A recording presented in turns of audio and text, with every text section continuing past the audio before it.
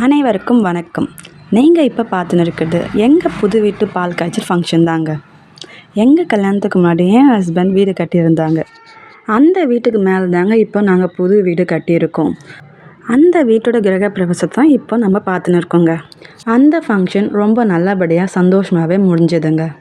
எல்லா பொண்ணுங்களும் ஆசைப்படுற மாதிரி தாங்க நானும் ஆசைப்பட்டேன். நமக்குன்னு ஒரு வீடு, நமக்குன்னு ஒரு குழந்தை, இதுதாங்க. அது சிறிது தாமதமாக அமைந்திருந்தாலும் மிகவும் தரமானதாக அமைத்து கொடுத்த அந்த சிவபெருமானின் ஆசீர்வாதத்தோடு இந்த யூடியூப் சேனலை ஆரம்பித்துள்ளேன். இதுதான் என்னுடைய முதல் லாங் வீடியோவாக அப்லோட் பண்ணுகிறேன். இதற்கு உங்களுடைய ஆதரவு எனக்கு கண்டிப்பாக வேணும் மக்களே. பாருங்கள், லைக் பண்ணுங்கள், சப்போர்ட் பண்ணுங்கள், ப்ளீஸ் சப்ஸ்கிரைப் பண்ணுங்கள். தேங்க்யூ, பாய். நீயாக வாழ்வதொன்றும் அத்தனை சுலபமில்லை. இவர்கள் நிஜங்களுக்கெல்லாம் பொய்வண்ணம் பூசுகிறார்கள். கரையான் புற்றுக்குள் வாழ்ந்து கொண்டு பட்டாம்பூச்சி உன்னை கேலி செய்கிறார்கள்.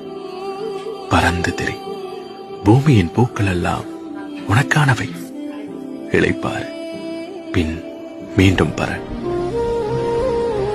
சின்னதா ஒரு வீடு, கட்டிப்பிடிக்கும் புருஷன், அம்மாவுக்கு ஒரு குழந்தை, அவ்வளவுதான். நினைச்ச வாழ்க்கை வேணும்னு நெஞ்சோம் கிடந்து ஏங்குதே. படைச்ச சாமி கேட்காததையோ படிச்ச சாமி கேட்டதே.